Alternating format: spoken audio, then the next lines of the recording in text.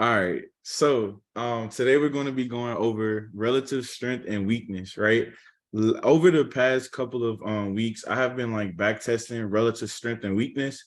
And I'm not gonna lie to you, this has actually been kind of like one of the best way to trade.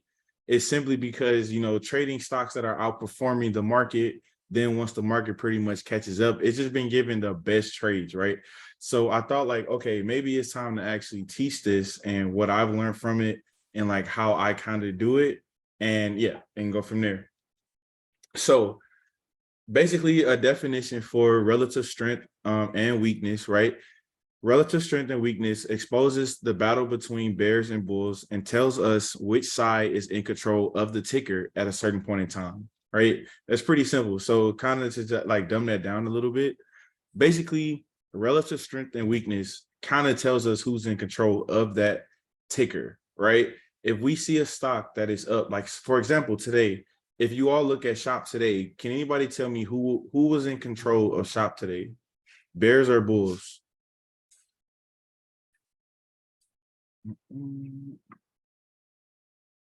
Anybody know?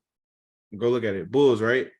So when the market pulled back, Shop was pretty much up for today. Actually, the market had pulled back like a lot, and Shop actually was stayed green, and it wasn't no earnings or nothing. Shop was just up 4%. So that's a prime example of showing relative strength, right? So how do you basically want to do relative strength, right? So the rule, when it comes to relative strength, the rule is you want to look for stocks that are outperforming the broad market, which is SPY, QQQ, or the Dow, right? You want to look for stocks that are for strength. You want to look for stocks that are outperforming the market. So let me get my drawing tool real quick to show you what I mean by that. Whiteboard. Okay. So everybody see my whiteboard?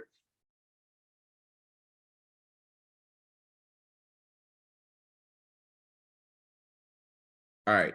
So this is SPY right here, right? And then let's just say this is Shop, right? Because we're just going to use them for example. So these are two ways to tell relative strength. So number one way is, let's say that SPY is coming down, but Shop is pushing up, right? That's showing you right now that Shop is outperforming the market, which is SPY, right? So that's one way of looking at relative strength. And I'm gonna tell you why you want to trade relative strength in a minute, but that's one way of looking at it. A stock is outperforming the market, right?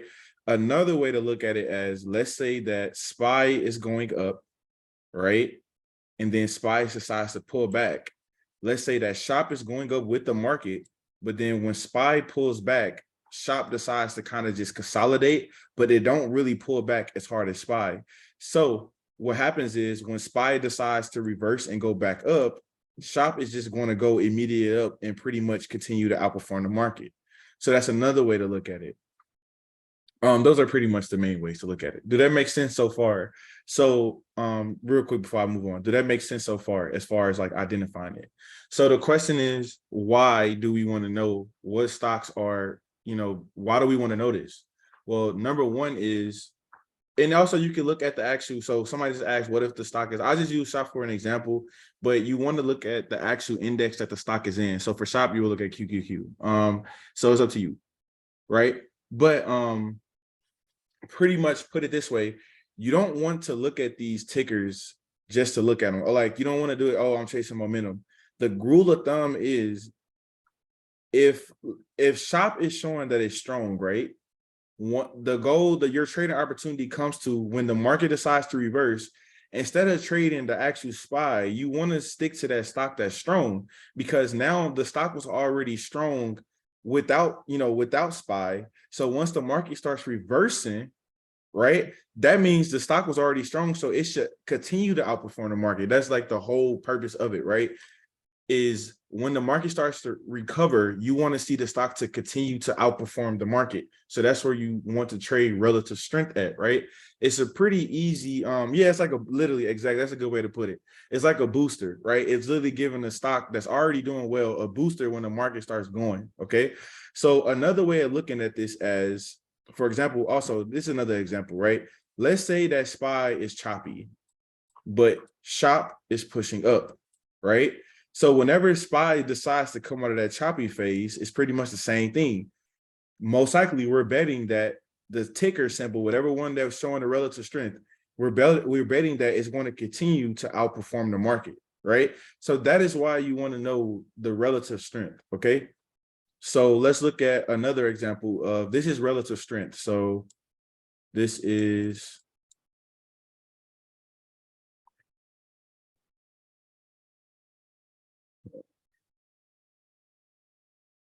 oh, my pen started tripping my foot.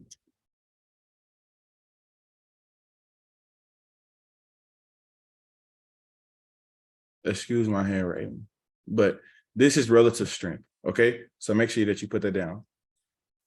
Somebody said, wait. Everybody understand this so far? Like nobody confused on relative strength. I like when I say, guys, it is so simple. And I'm gonna show you like you got the actual way, the fastest way to do it.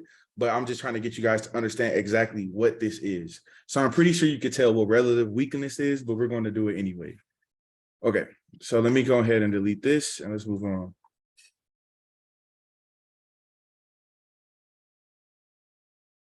I don't know who John Appleseed is. What happens if I'm a bit confused, just joined a little late. It's okay. Yeah, so Netflix was another example. I was talking about Netflix as well, right? So Netflix as well, Netflix was a prime example of this. When the market pulled back, it pretty much Netflix ran, right? So the same thing for the same thing for the weakness, right?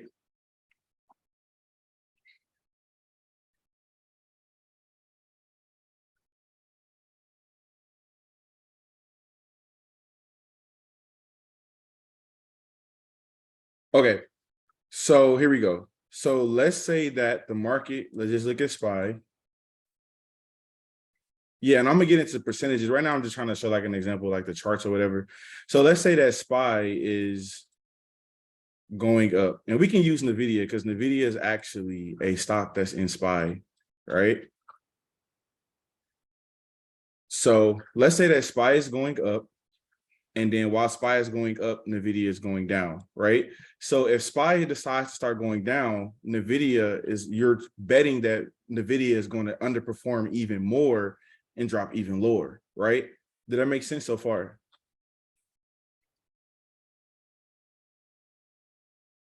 Right? So it's pretty much the same thing. So I don't have to really go full into detail, but it's pretty much the same thing. Like let's say that SPY is trading sideways, and while SPY is trading sideways, NVIDIA is kind of fading away. When SPY breaks down to the downside, we're betting that NVIDIA is going to underperform SPY and to continue lower, right?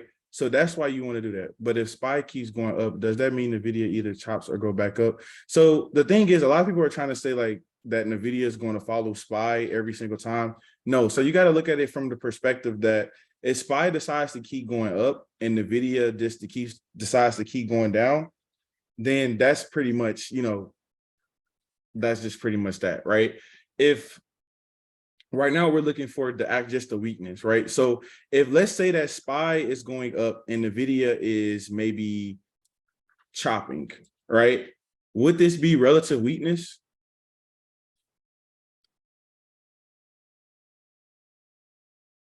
So the correct answer is no, right? If NVIDIA, when you're looking for relative weakness, right, you want to actually see the stock underperforming the market.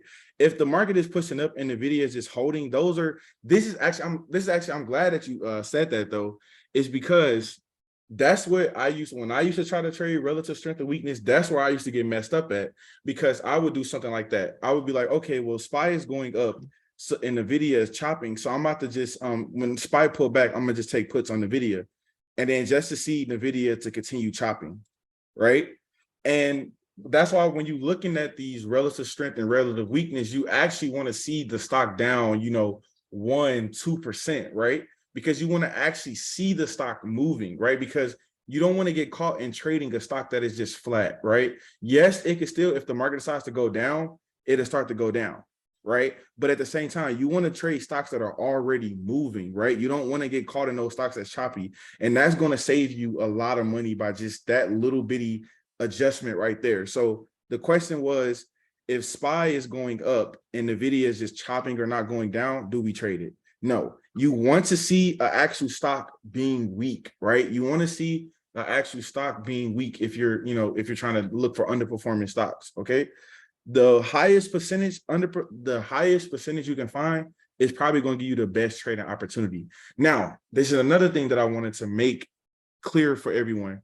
Guys, just because a stock is underperforming don't mean you just take puts. Literally don't mean that. You just want to look at the stock is underperforming and you still want to go to the charts and you still want to find a trading opportunity that aligns with your strategy, right? I don't want you guys to just, and I had to learn that myself. Like everything I'm teaching you guys, I made the mistake so you guys don't have to. Literally, I used to be like, okay, well, this stock is down 2% while the market is up or market may be flat. So when the market started pulling back, I just took puts right away. I never looked at the charts, right? So then I see the stock reverse and then stop me out and I take a big loss, right? Whenever you're trading this, you want to notice the, hold on, somebody text me. Oh, you want to notice the, hold on, I just got thrown off a little bit. So you want to see the actual stock moving, right? And that way, when you go look at the charts, so if SPY decides to start to show you, like, let's say that SPY is at resistance, right? SPY is at resistance and you think it's about to reject and the stock is already underperforming, you then want to come to that stock charts and what would you want to see on that stock chart? The one that's underperforming while SPY is now rejecting. What would you want to see?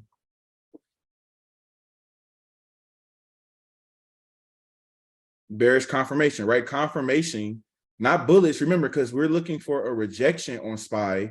So that means we're looking at an underperforming stock, right? So we want to see bearish confluence, bearish, anything bearish, right?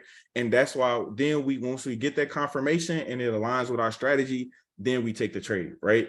So it's all good. So as far as this, does this make sense? And I'm not sure, the person that said something earlier, I'm not sure where that outburst came from, but I'm gonna be professional today. Okay, I ain't even gonna go there, but it's all good. So I don't know. This ain't one of those. Don't even know who this person is. Hold on, guys. I got it.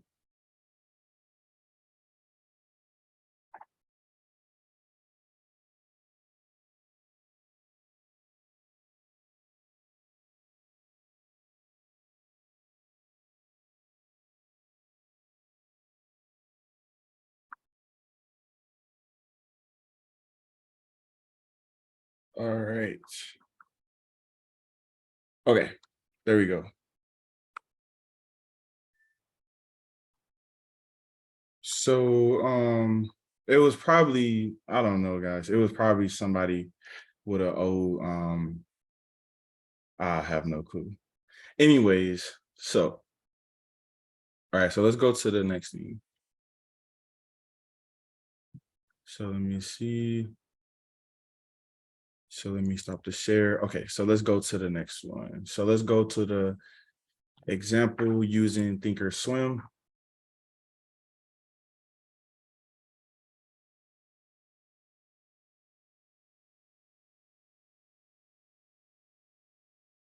All right, so let me share my screen again.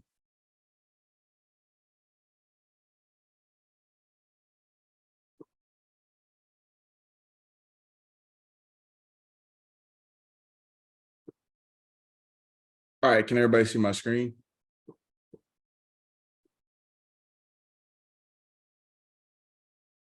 So the only reason why I put this up real quick is I want you guys to pay attention to the watch list part right here. You're gonna probably have to zoom in on this, guys.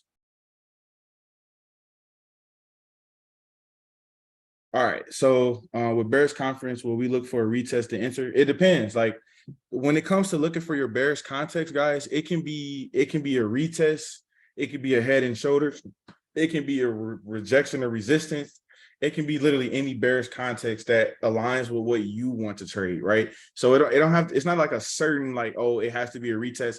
If you prefer to trade a retest, then wait on the retest, right? If you prefer to trade a head and shoulders, let it be a head and shoulders, bear flag, whatever you want it, just as long as it's bearish confirmation, right? So next is all right. So this is just why I came on TOS just real quick because this is kind of how I look at it. So here we go. So, and obviously these are, you know, today, so these are a little different, but so here we go. So today the market was pretty bullish, right? The market was pretty bullish, and we look at CrowdStrike, and CrowdStrike was pretty much down, right? CrowdStrike was down 3% today. So what is that telling you? If the market was pushing up and CrowdStrike was down, or the market was kind of flat today, actually. If the market is flat, remember what we just drew, right? If the market is chopping sideways, and then CrowdStrike is actually down 3%, which is a pretty significant, is down pretty significant, right? We want to at least, if we're going to trade relative weakness, we want at least down 1%, right? So anything above that means what? I want y'all to look at these percentages, right? Anything above 1% means what? The stock is most likely in this scenario.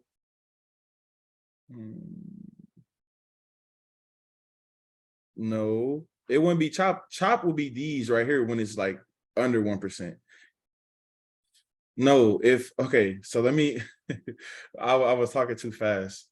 So if the market was flat, right? Think about the drawing that I just drew. If the market was flat and a stock is down 3%, remember, we're looking for at least down 1%, but if the stock is down 3%, it's actually like pretty extremely weak, right? So in this case, if the market were to come down, would shop technically be relative weakness? Yeah, stock is underperforming, it's showing relative weakness. So that is the stock that we will want to rather pick to make a trading opportunity off of because it was already showing weakness. So now that the market is starting to come down, now we will basically bet that shop is going to, oh, my bad, that's probably why I said that. Shop was going to pretty much, you know, come down further, right? So that's just kind of about, once you guys look at the percentages. So we see SPY, like SPY might be at like 0.26, right? But CrowdStrike is down 3%, right? If SPY is at 0.26, that means SPY is most likely chopping. It's not going anywhere. But CrowdStrike is down a whole 3%. That means CrowdStrike is really underperforming the actual market. So once the market starts to show that it's coming down, CrowdStrike will probably be the trade that you want to take. Okay. Okay. Let's see. So in a bullish case scenario, SPY was flat today, but shop was up pretty much a high percentage, right? Is this for today? Down. Was shop up 10% today? And yes, you do this during pre-market. That's why I was saying it's kind of hard showing you now because it ain't pre-market. But yeah, you do this during pre-market. But I also about to show you a shop was really up 10% today.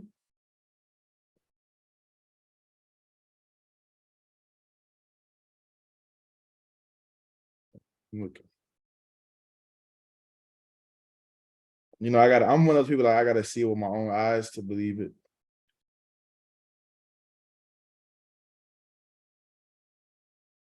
Damn, shop really was up 10%.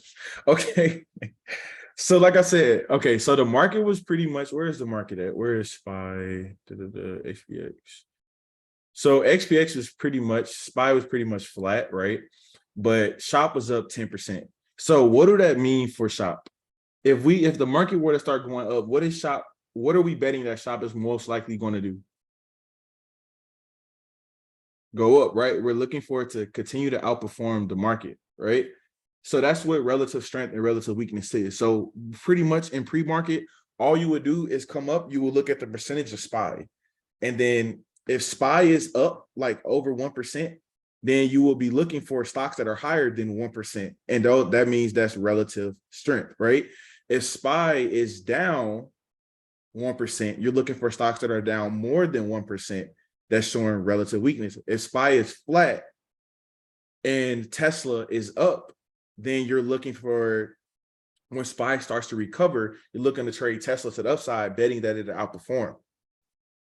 Would there be cases that you don't do this? I mean, yeah, all the time. Like there's sometimes where you probably won't trade relative strength or relative weakness. This is a strategy of its own. Some people don't use it, some people do, right? This is just me giving you more tools in your toolkit, right? That's all that it is, right? This is just me as a trader. You need to have multiple tools and multiple things that you can do in different conditions, right? This is just me giving you another tool to add, right? And it's actually extremely profitable if you do it, right?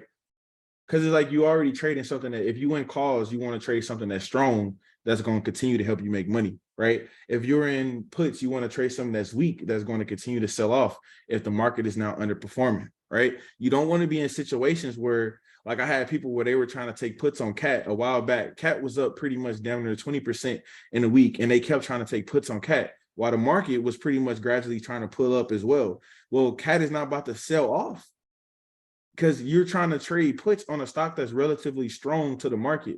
That makes no sense. Why would you trade something that's strong against, like, why would you do that, right?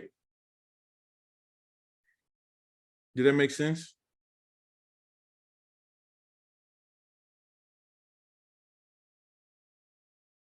Cool. And it's really simple, guys. Don't overcomplicate it. It's really simple. So now let me give you guys, because I know I'm gonna have my people that always ask me all the time. Let me give you guys a screener that will help you guys, and especially for swing traders, if you like swing trading, this is also a good. Let me give you guys a screener that'll help you find stocks that are strong and weak, right? That way you don't have to do all the scanning, right? I kind of do the scanning by myself, but hey, if I want to swing trade, I will use the Finviz scanner, right? So let me go to that here.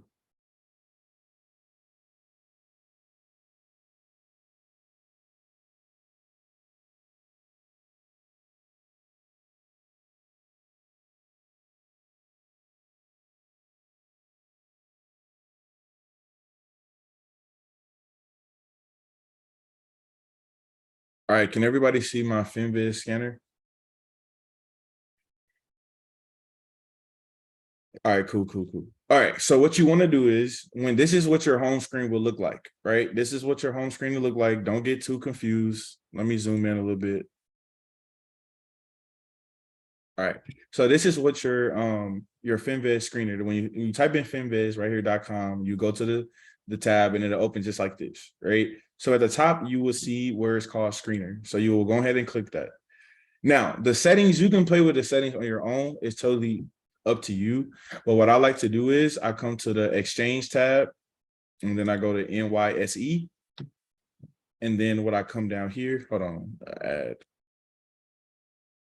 For me, I like trading large companies. I don't like trading penny stocks. So what I do is I filter it out to large. You could do mid caps if you want to. You could do mega caps. It's totally up to you. But I kind of do large. It don't really matter to me. All right. So once we do that, and then what was the other one? Hold on, I got it written down. And then I go to over here for the volume. Where's the volume? Where's the volume? Oh, the average volume. I want that over 1 million because I don't want to trade. Like I said, I don't want those stocks that don't move. Mostly high volume stocks are for options, right? And then my current volume over 1 million.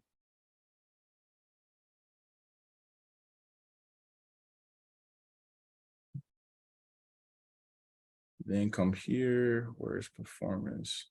As you can tell, I don't use scanners in a while. Okay, so right here, after you did all that, then here I come to performance for the week. This is mainly for swing traders, but day traders, you can use it as well. Now I come to performance for week, right?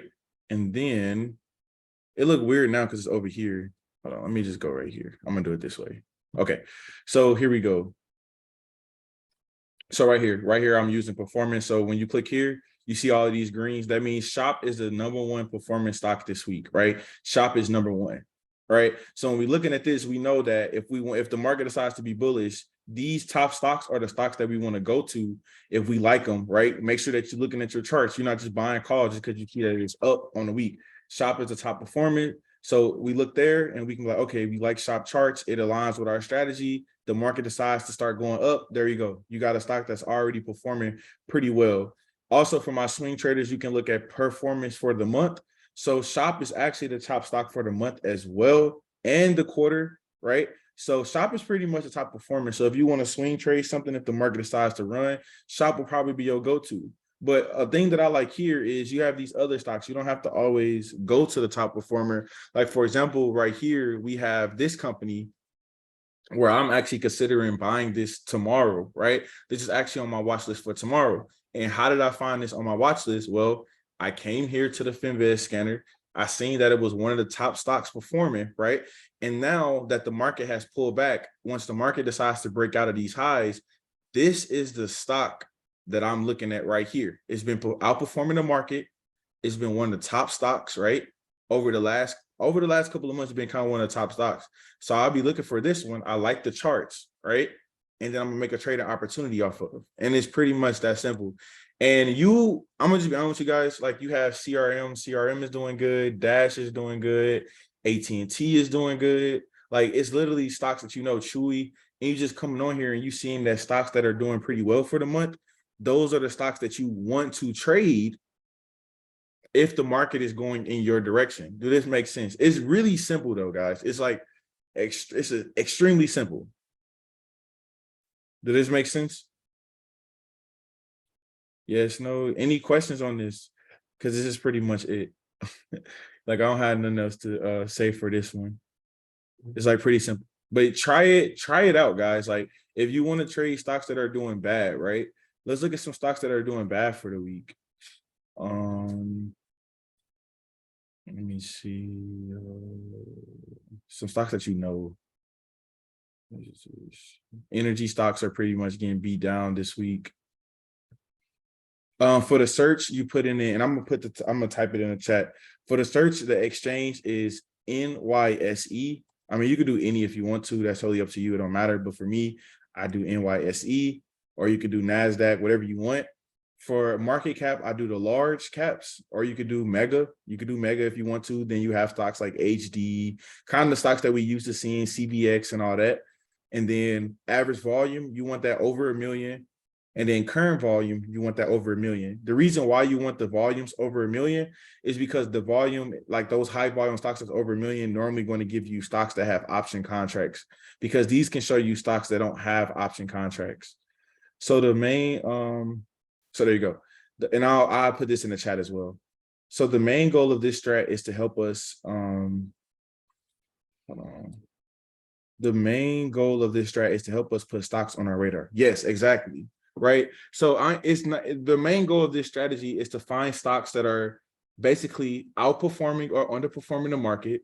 And then once the market decides that it wants to go in the direction that the stock is going, then you want to be able to find trading opportunities on that stock, because now that the stock is outperforming with the market, now that the market is going in the same direction as that stock, is going to give an even more. It's like like you said, like a booster. It's like giving it like more confirmation, giving it a reason to continue to go, and you're just hoping that it continues to go that way.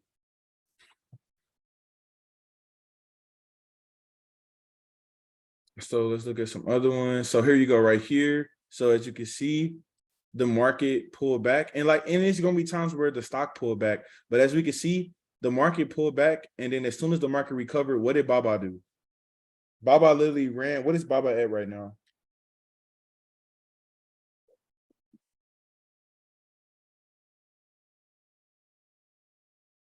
Because that's another way to trade it, right?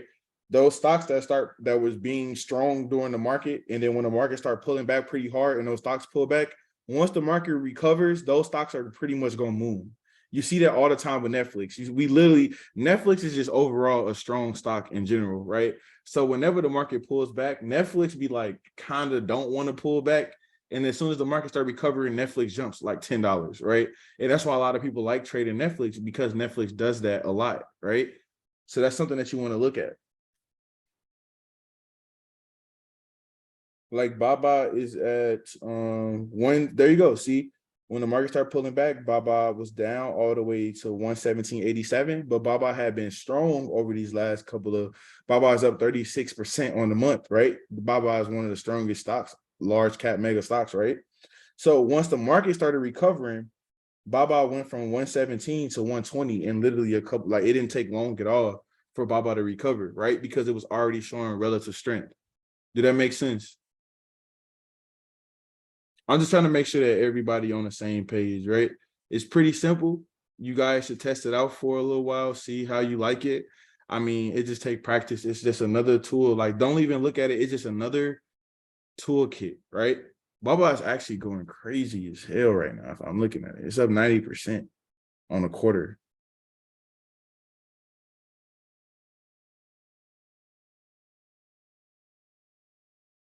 We got oil stocks doing pretty good. TSM doing pretty good. MasterCard. So, like I said, you just go around here and find stocks that you like. Like HD is pretty weak against the market. So if the market decides to go down, right? Now these, so we're looking for anything under 1% or over. Yep, anything. So for these right here, I wouldn't even mess with these too much, right? Because these are like under 1%, and they ain't really showing too much weakness, in my personal opinion, right? In my personal opinion, I want them down at least over 1% or under 1%, right? I don't want to trade anything other than that. And this will actually save you a lot of money, because there's been times these last couple of weeks where I will see stocks that are not doing too well and are just flat, right? I want to see stocks that are actually moving. So this helps you do that. So every pre-market, bro, just come down, look at your watch list, look it up. Like, it's real simple. It takes literally, guys, it takes maybe 5 minutes to do it, right? And it kind of help you already get your watch list for the week. Mara went crazy. Crypto just went crazy in general. But other than that, guys, that's pretty much all I have for tonight. I know this was a short class, but it's pretty I'm not gonna lie, try this. Because I know I'll be teaching you guys things and then y'all kind of just do it maybe for like one day and then kind of quit it. Guys, try it for at least a week or two. And yeah, it'll be uploaded. This was a short class, so this one actually upload fast as hell. It might upload like in like 15 minutes. But I think the whiteboard is deleted now once you leave it. Yeah, it's deleted. Just when you go on a class, it'll be just screen recorded from there. Somebody asked me, how do I get let me go back to it. How do I get the company sector industry filter off the grid? The what?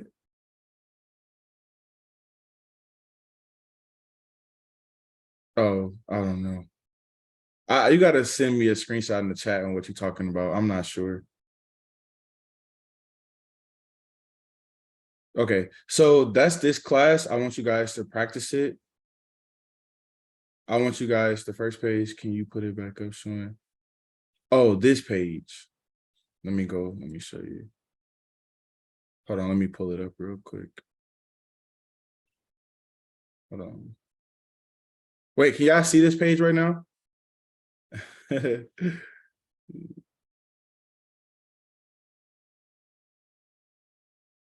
Okay, yeah, this is the page. This is like some notes I had. These notes are really for me, kind of like when I'm going through class. But the website, oh my bad, I'll type it right here. This is the website. It's called Finviz. Right here. Finviz. What would you be looking at if you were planning to swing, say, 3 weeks out based on the screener?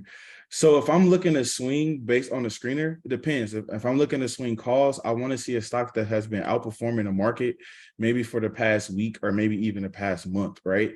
And then I want to come to the charts and I want to see on the higher time frames, like the monthly, weekly, or the daily, that shows me an opportunity, like a trading opportunity.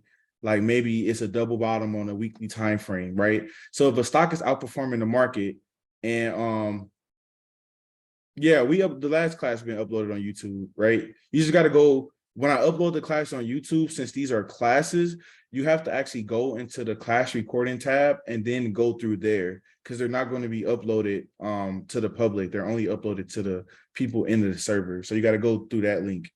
You just can't go on my like regular page by itself. But like, to answer your question, so basically on the screener, let's say that I want to swing something 3 weeks out, I would then look at the screener, confirm that it is outperforming and it's moving, it's not flat. Then I would literally look, it's the same thing like regular charts. I would look for any bullish confirmation on the higher time frames that's telling me that the stock is potentially going up, right? So I might see a MACD cross on a weekly, right? We call that a weekly squeeze. I might see a bullish engulfing on a weekly. I might see a double bottom. I might see an inverse head and shoulders. I might see, like, it's like, I might see a lot of different things, and then I will, swing, right? Let's see. I already put the website. Yeah, tripping. Jay, how do you know all of this info? Do you have a mentor? So, okay, let me give y'all a secret on how I learn a lot of my stuff, right? So, this is how I learn a lot of my stuff.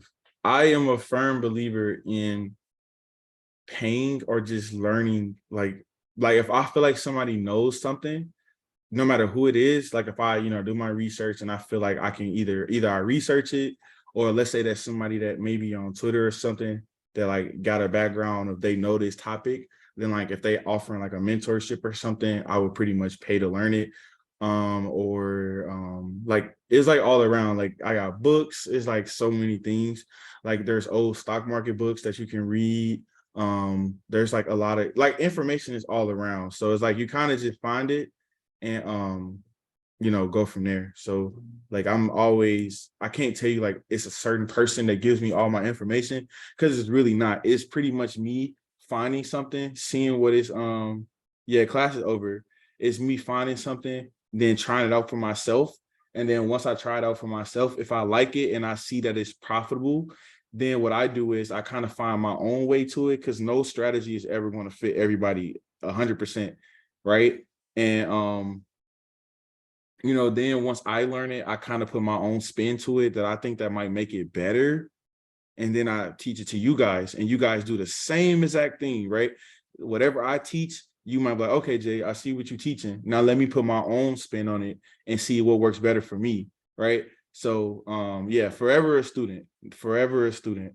And that's why you will have some people that be like, oh, like I had this all the time. So like even the person that just had a blurt out a couple minutes ago, like, oh, this person is wrong or whatever. Guys, I keep trying to tell people, trading is never going to be a one thing fits one, right? It's never going to be like, there's never one right way to do it, right? We got some traders that might trade. They don't even, for example, we got traders that might not even trade candlesticks.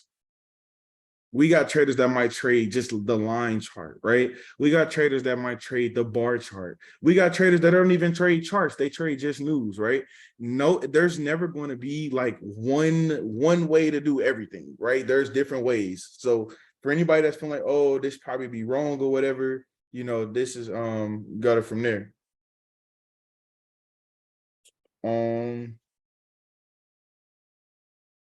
Is Shinobi any good? Yep, Shinobi is a good. I like Shinobi, especially with supply and demand. Each trader has like I said, each trader has their own niche and what they are good at, right? So I feel like Shinobi is good with supply and demand. Rippy is good with like momentum, scalping. Like there's different names out here. I'm really good with breaking retests, anticipation. So it's kind of like you just, hey, if you like something, if you feel like you need to know something, then if that person offers something, I don't know much about him at all. I'm not even gonna sit here and lie to that one. Jadon, I know I said it. I don't know much about him. But like there's a lot of traders out here.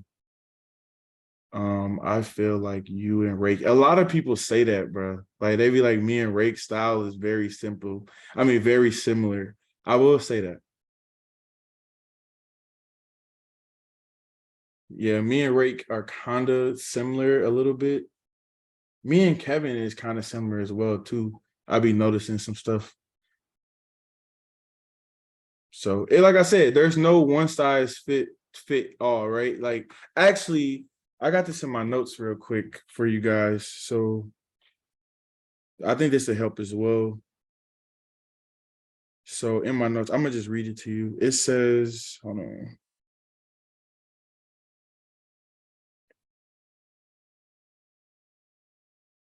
All right. So basically, how this work is, okay. So in the market, you want to have a trading edge, right? And if everybody is doing the same exact edge, then it's not really an edge, right? It's going to eliminate basically what made the strategy work in the first place, right?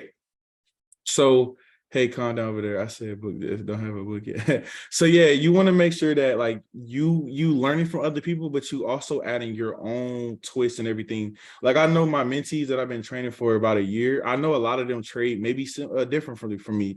For example, Tuck, he's one of my mentees that got his own little, like he took from the class and he kind of got his own little thing to it. You know what I mean? He got his own little style. He got his own little thing to it. I mean, it all come from like the same exact background, but you know, he took what he learned from me and he added his own style, right? You know, Rail, like he's a little more technical when it comes to certain things. I might not be as technical as Rail, right? Rail, sometimes he'd be a little too technical, right? I'd be like, sometimes I'd be like, okay, I'm just pulling the trigger on this trade, right? So, you know, it all just depends, right? Everybody has their own strategy that they like.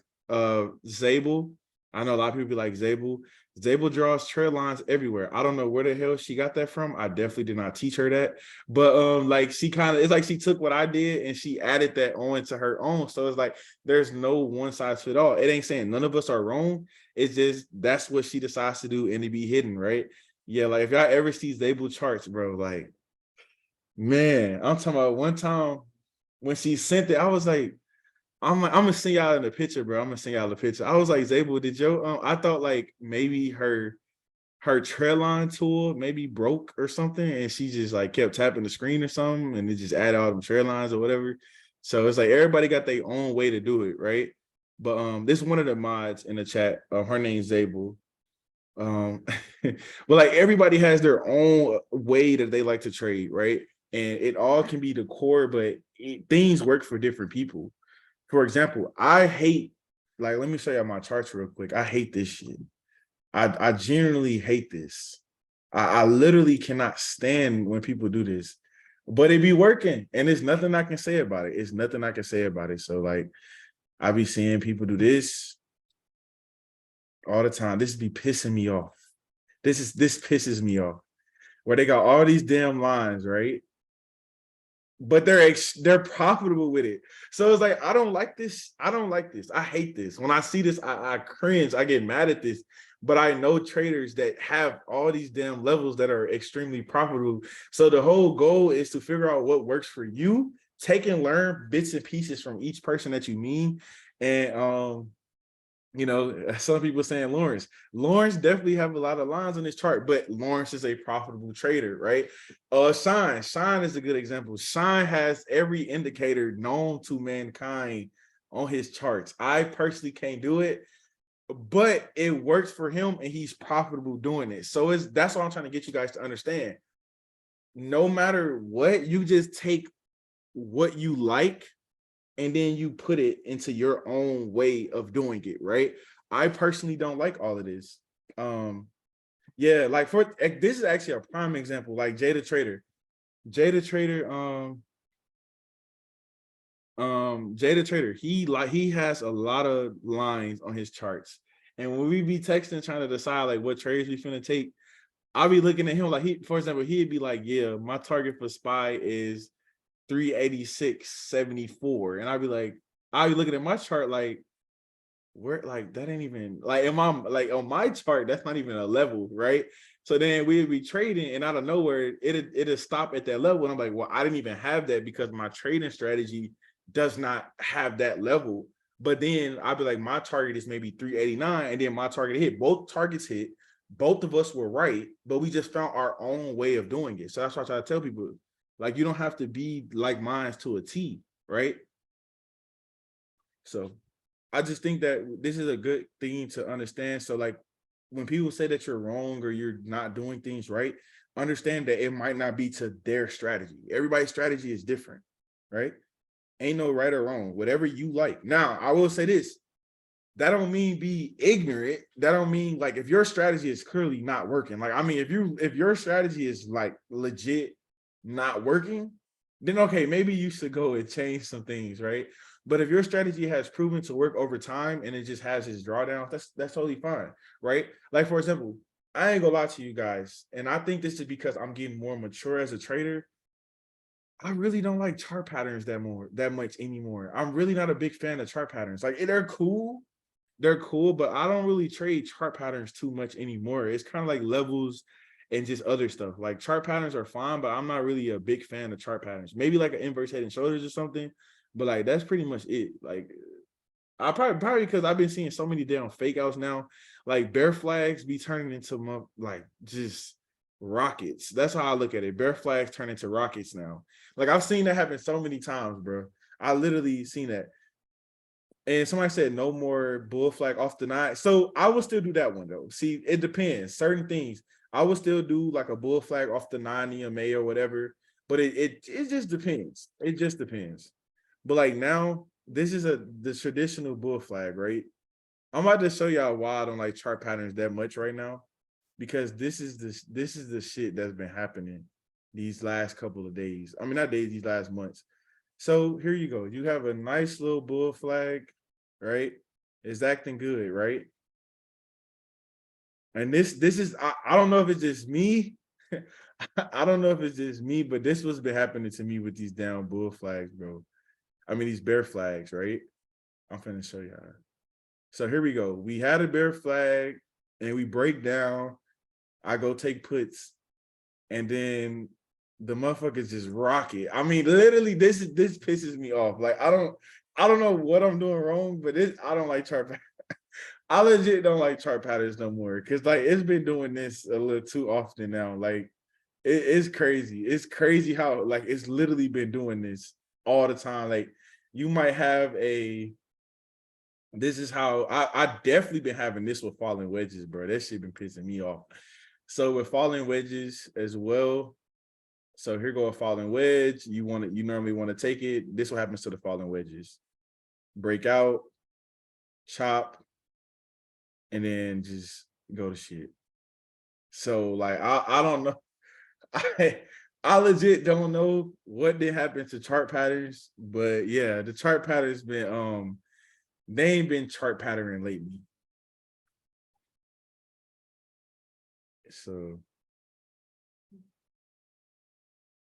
yeah, and also taking chart patterns at key levels, right? So, and I think that's another thing. A lot of people that taking them at key levels definitely reduce stuff like this happening, but they still happen. They still happen. But yeah, they definitely help reduce it, right? So yeah, lately I've just been playing bounces and rejects, right? Bounces and rejects. I ain't really, like I said, I would still take a chart pattern, right? But it's been kind of price. You ain't really been needing to do too much unless the chart pattern is there. Like I want to ignore the chart pattern, but it's pretty much just it's been just pretty much levels, right? Just reacting to levels and other stuff like that. So, but like I said, I don't want you guys saying, "Oh, Jay don't trade chart patterns like that anymore," so I'm not trading them. No, I will still trade them, but I just know that just expect some BS like this to happen. These I don't know lately, they ain't been acting right. Yeah, I'm just like I'm more picky with them. Like now, I don't even force a pattern unless the pattern. Because I feel like back then, like last year and the year before, I feel like a lot of us as traders has like forced patterns. Now for me, it's more like if it's there, I'm gonna trade it. But if it's not there and if it's not clear, then I'm not even going to force it. Right? I feel like a lot of us went into this mode where we were forcing patterns. Like that's not really a thing anymore. Like you got to kind of be selective. For me, I'm extremely picky with patterns, right? If the pattern doesn't look right, and if I have to make adjustments to make it look right, I just leave it alone. Make sense? We all good?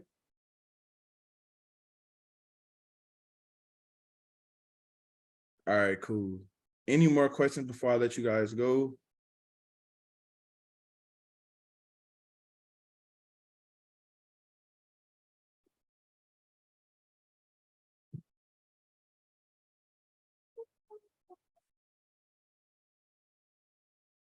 Any more questions? Okay, so let me look at the schedule for the next class. So the next class is Friday. Do you use fair value gaps? No.